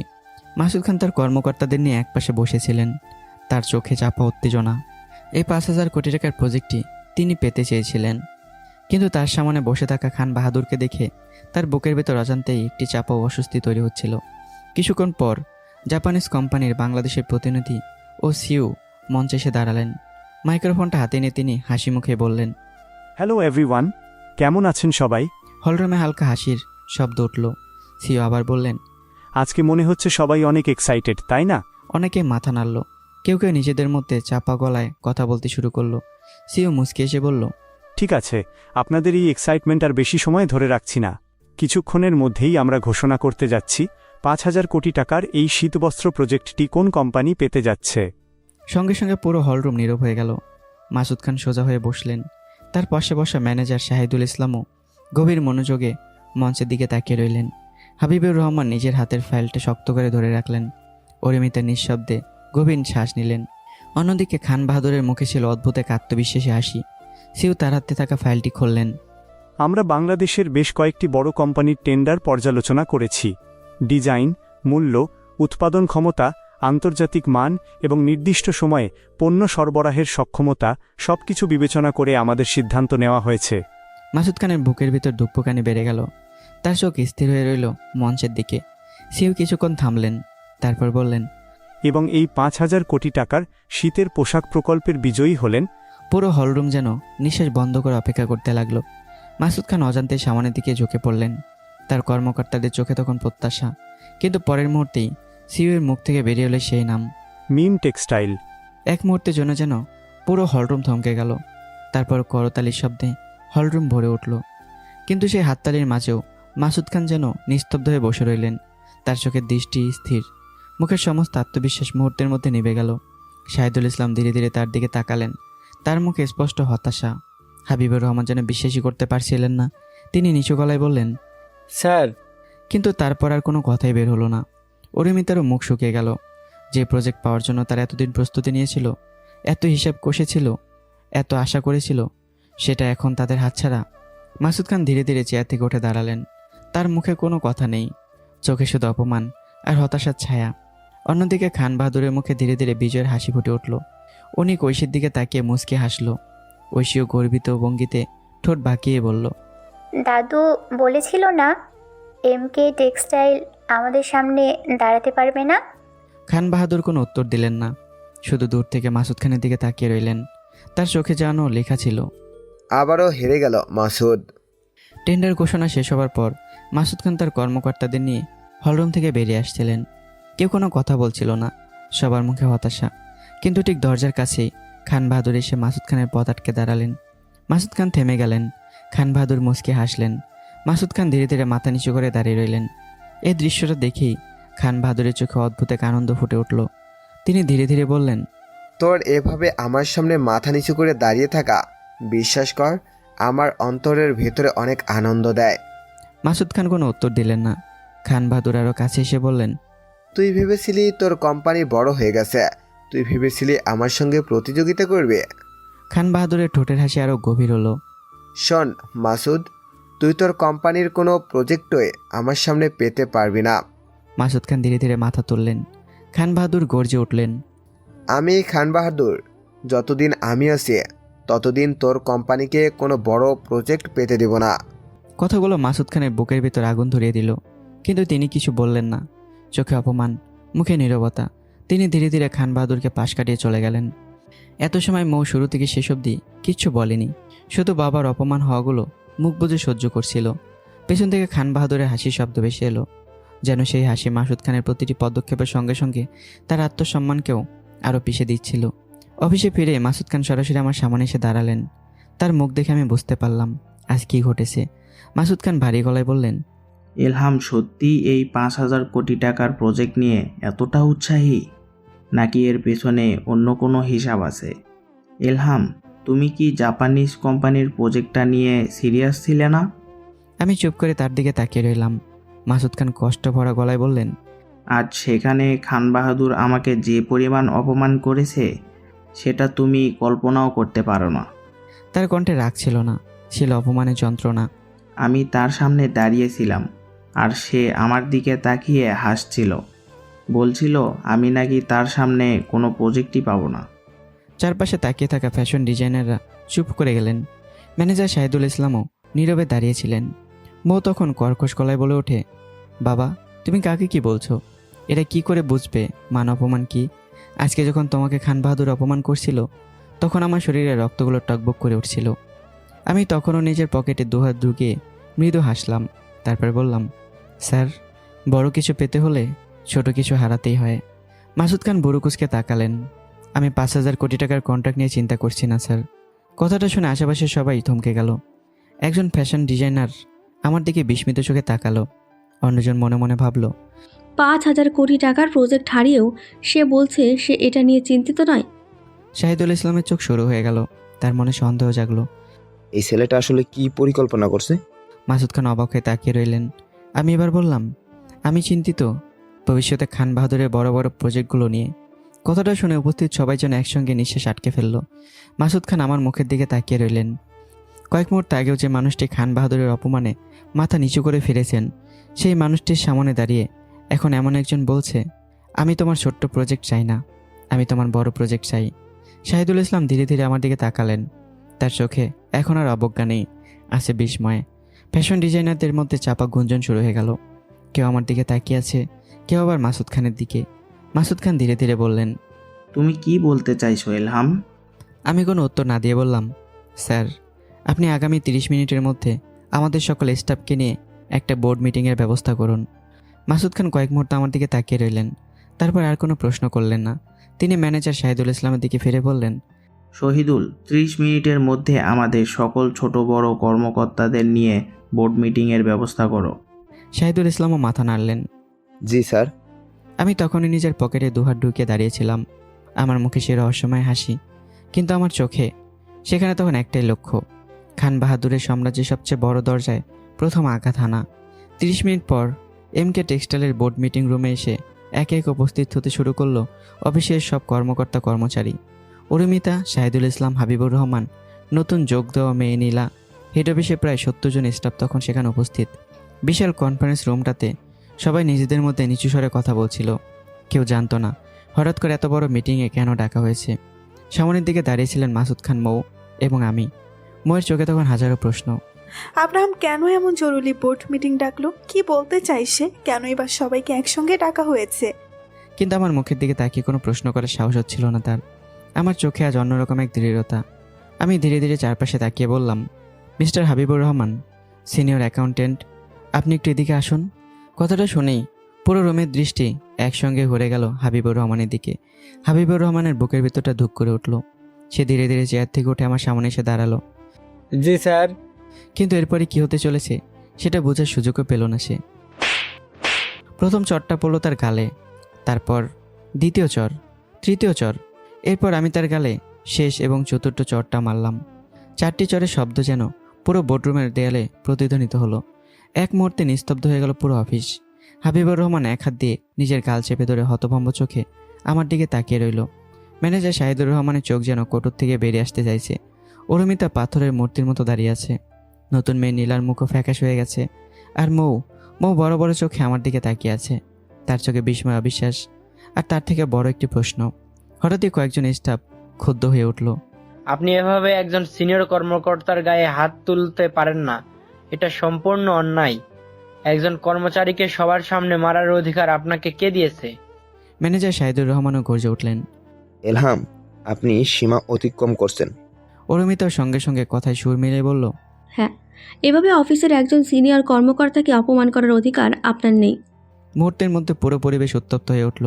চারপাশে হইচই শুরু হয়ে গেল। কেউ আমার দিকে আঙ্গুল তুলছে, কেউ হাবিবুর রহমানকে ঘিরে দাঁড়াচ্ছে। ঠিক তখনই আমি টেবিলের উপর এমন জোরে এক আঘাত করলাম যেন পুরো অফিস কেঁপে উঠল। Stop, is stop. আমার কণ্ঠে সে গর্জনে এক মুহূর্তে সবাই থেমে গেল। আমি ধীরে ধীরে সবার দিকে তাকালাম। আমার চোখে তখন এক ভয়ঙ্কর কঠোরতা, যা দেখে কয়েক সেকেন্ড আগেও যারা চিৎকার চেঁচামেচি করছিল তারা একে একে মুখ বন্ধ করে ফেলল। আর একটা শব্দ যদি কেউ করে, আমি ইলহাম কসম করে বলতেছি, তার জিভ টেনে আমি ছিঁড়ে ফেলবো। শেষ কথাটা বলার সময় আমার কণ্ঠ এতটা ভারী হয়ে উঠেছিল যে রুমের বাতাস পর্যন্ত যেন জমে গেল। যে স্টাফ কয়েক মুহূর্তে আগেও আমার বিরুদ্ধে চিৎকার করছিল, সে মুখ বন্ধ করে ধীরে ধীরে নিজের চেয়ারে বসে পড়ল। কারো গলা শুকিয়ে গেল, কেউ ঢোক গিলল, কারো কপালে বিন্দু বিন্দু ঘাম ফুটে উঠল, কেউ আবার অজান্তেই নিজের কলারের বোতাম খুলে ফেলল। পুরো বোর্ডরুমে এমন এক নিস্তবতা নেমে এলো যে দূরের দেয়ালে ঝুলে থাকা ঘড়ির কাটার শব্দ যেন শোনা যাচ্ছিল। মাসুদ খান আমার দিকে তাকিয়ে রইলেন। তার বুকের ভেতরটা কেমন যেন কেঁপে উঠল। মনে হলো এই মানুষটাকে তিনি এতদিন চিনতেই পারেননি। তিনি মনে মনে ভাবলেন, ইলহাম কি সত্যিই একজন অল্প শিক্ষিত সাধারণ কর্মচারী, নাকি কোনো রাজ্যের রাজা আমার অফিসে ভুল করে এসে পড়েছে? এই ছেলেকে কোনো দিক থেকেই সাধারণ মনে হয় না। এমনভাবে শাসন করার ক্ষমতা, এমনভাবে সবাইকে এক মুহূর্তেই চুপ করিয়ে দেওয়ার ক্ষমতা, মনে হচ্ছে জন্ম থেকেই তার রক্তের ভেতর শাসন করার ক্ষমতা মিশে আছে। অন্যদিকে ময়ের চক্ষু আমার উপর স্থির হয়ে আছে। তার মাথায় তখন একটা প্রশ্ন ঘুরপাক খাচ্ছে, এই মানুষটাকে? এটা কোনো সাধারণ মানুষের গর্জন হতে পারে না। এমন গর্জন কোনো সাধারণ কর্মচারী দিতে পারে না। এমন গর্জন দিতে পারে একজন শাসক, একজন সত্যিকারের নেতা, অথবা একজন সত্যিকারের সিও। আমি ধীরে ধীরে সামনে থাকা বড় স্ক্রিনটির দিকে এগিয়ে গেলাম। তারপর রিমোট হাতে নিয়ে সিসিটিভি ফুটেজ চালু করলাম। স্ক্রিনে একের পর এক ভিডিও ফুটেজ ভেসে উঠতে লাগলো। একটি টেন্ডারের ফাইল, হাবিবুর রহমানের হাতে সেই ফাইল। তারপর অফিসের বাইরে এক অচেনা লোকের সঙ্গে গোপন সাক্ষাৎ, একটি খাম, টাকার লেনদেন। আরেকটি ফুটেজে দেখা গেল এমকে টেক্সটাইলের গুরুত্বপূর্ণ টেন্ডারের তথ্য অফিসের বাইরে পৌঁছে দেওয়া হচ্ছে। বোর্ডরুমে উপস্থিত সবাই স্তব্ধ হয়ে গেল। কেউ বিশ্বাসই করতে পারছিল না নিজের চোখকে। হাবিবুর রহমানের মুখের রং মুহূর্তে বদলে গেল। আমি স্ক্রিনের দিকে তাকিয়ে বললাম, আমাদের অফিসে যত বড় বড় টেন্ডার নিয়ে কাজ করা হয়েছে তার প্রায় সবগুলো তথ্যই গোপনে খান বাহাদুরের কাছে পৌঁছে দিয়েছে এই মানুষটা। তারপর ধীরে ধীরে হাবিবুর রহমানের দিকে তাকালাম। কোম্পানির টাকা খেয়েছে, কোম্পানির বেতন নিয়েছে, কোম্পানির টাকায় নিজের পরিবার চালিয়েছে, আর সেই কোম্পানির বিরুদ্ধেই গোপনে কাজ করেছে। কেউ কোনো কথা বলল না। আমার কণ্ঠ আরও কঠিন হয়ে উঠল। এর আগে যে 2,500 কোটি টাকার প্রজেক্ট আমরা পেয়েছিলাম, মিস্টার হাবিবুর রহমান মনে করেছিল আমার দ্বারা সেই পর্যায়ে কোনো কাজ করা সম্ভব নয়। এখন আপনারাই বলেন, এই বেঈমানকে আমি কি করব? কেউ কোনো উত্তর দিল না, কারণ উত্তর দেওয়ার মতো কিছুই অবশিষ্ট ছিল না। ভিডিও ফুটেজ সব কিছু বলে দিয়েছে। প্রায় 5 মিনিট পর বোর্ডরুমে পুলিশ এসে পৌঁছালো। হাবিবুর রহমান তখন নির্বাক হয়ে দাঁড়িয়েছিল। পুলিশ তাকে আটক করে নিয়ে যাওয়ার সময় সে একবার আমার দিকে তাকালো, কিন্তু আমার চোখে তখন কোনো দয়া ছিল না, শুধু ছিল কঠিন এক সিদ্ধান্ত। পুলিশ হাবিবুর রহমানকে নিয়ে বেরিয়ে যাওয়ার পর আবারও পুরো রুমের দিকে ফিরে দাঁড়ালাম আমি। সবাই শুনে রাখুন, পুরো রুম আবারও নিস্তব্ধ হয়ে গেল। আজকের পর থেকে এই কোম্পানির সিও আমি নিজে। কথাটা শুনে উপস্থিত সবাই একে অপরের দিকে তাকালো। মাসুদ খান স্থির চোখে আমার দিকে তাকিয়ে রইলেন। কোম্পানির সকল ছোট বড় সিদ্ধান্ত এখন থেকে আমি নিজে নেব। আপনারা শুধু কোম্পানির কর্মকর্তা নন, আপনারা এমকে টেক্সটাইলের পরিবারের এক একজন সদস্য। আপনারা কোম্পানির লাভে চিন্তা করবেন, আর আপনাদের চিন্তা করব আমি। আপনাদের সুখ দুঃখ, আপনাদের সমস্যা, আপনাদের ভবিষ্যৎ সব কিছু নিয়ে ভাবার দায়িত্ব আমার। পুরো রুমে তখন অদ্ভুত এক নীরবতা। কেউ ভয়ে চুপ, কেউ বিস্ময়ে, আবার কেউ প্রথমবারের মতো আমার মধ্যে এমন একজন নেতাকে দেখতে শুরু করেছে যে শুধু আদেশ দিতে জানে না, প্রয়োজনে নিজের লোকদের জন্য দাঁড়াতেও জানে। আর সামনের সারিতে দাঁড়িয়ে থাকা মাসুদ খান তখন আমার দিকে তাকিয়েছিলেন। তার মনে মনে একটা প্রশ্নে ঘুরপাক খাচ্ছিল, এই ছেলেটা আসলে কে? আর আমার থেকে অনুমতি না নিয়ে, আমাকে না বলে, আমার থেকে না জিজ্ঞেস করে নিজেকে সিইও ঘোষণা করে দিল। কেউ যেন বুঝে উঠতে পারছিল না এইমাত্র তারা কি দেখলো। কয়েক মিনিট আগে এই কোম্পানির একজন সাধারণ ফ্যাশন ডিজাইনার হিসাবে পরিচিত ছিলাম আমি। সবার সামনে দাঁড়িয়ে একজন সিনিয়র কর্মকর্তাকে চড় মেরেছি, তার অপরাধ প্রমাণ করেছি, পুলিশে তুলে দিয়েছি। আর তারপর সবার সামনে নিজেকে ঘোষণা করলাম এমকে টেক্সটাইলের নতুন সিইও হিসেবে। মাসুদ খান এবারও সেই ধাক্কা সামলে উঠতে পারছিলেন না। তিনি কোনোদিন ভাবেননি তার কোম্পানির কোনো কর্মকর্তা তার অনুমতি ছাড়া তার সামনে দাঁড়িয়ে তাকে কিছু না জেনে এমন একটা সিদ্ধান্ত নেওয়ার সাহস দেখাতে পারে। কোম্পানির 25% শেয়ার আমার নামে, এটা তিনি মেনে নিয়েছেন। কোম্পানির ভেতরে স্বাধীনভাবে কাজ করার ক্ষমতা সেটাও তিনি নিজে দিয়েছেন। কিন্তু তাই বলে তার কাছে অনুমতি না নিয়ে সরাসরি নিজেকে কোম্পানির সিইও ঘোষণা করে দেওয়া? মাসুদ খানের চোখে বিস্ময়, রাগ আর অবিশ্বাস একসাথে জমাট বেঁধেছিল। অন্যদিকে মৌ যেন পাথরের মূর্তির মতো দাঁড়িয়েছিল। তার বাবার কোম্পানি, তার নিজের ভবিষ্যৎ, এই কোম্পানির একমাত্র উত্তরাধিকার সে। অথচ আজ তার চোখের সামনে এমন একজন মানুষ যাকে সে মাত্র কয়েকদিন আগেও একজন সাধারণ কর্মচারী মনে করত, পুরো কোম্পানির নিয়ন্ত্রণ নিজের হাতে তুলে নিয়েছে। আর আশ্চর্যের বিষয় হলো, কেউ তাকে থামাতে পর্যন্ত পারল না। দুজনেই রেগে আগুন হয়ে আছে। তারা কি করবে কেউই জানে না। তো বলুন তো, কি হতে চলেছে সামনে? তারা কি করবে? নাকি আবারও কোনো যুদ্ধ শুরু হবে মাসুদ খান, মৌ খান আর আমার সাথে? তো দেখা যাক কি হয়, এর পরের পর্বে দেখা যাবে। তো বন্ধুরা, কেমন হচ্ছে গল্পটি অবশ্যই কমেন্ট করে জানাতে ভুলবেন না। দেখা হচ্ছে আবারও। লাইক কিন্তু কম হচ্ছে, কমেন্টও বেশি পড়ছে না। এমন হলে কিন্তু পর্ব দেওয়া বাদ দিয়ে দেব, নতুন গল্পের কাজ করব তাহলে। তো অবশ্যই কমেন্ট করবেন আর লাইক করবেন।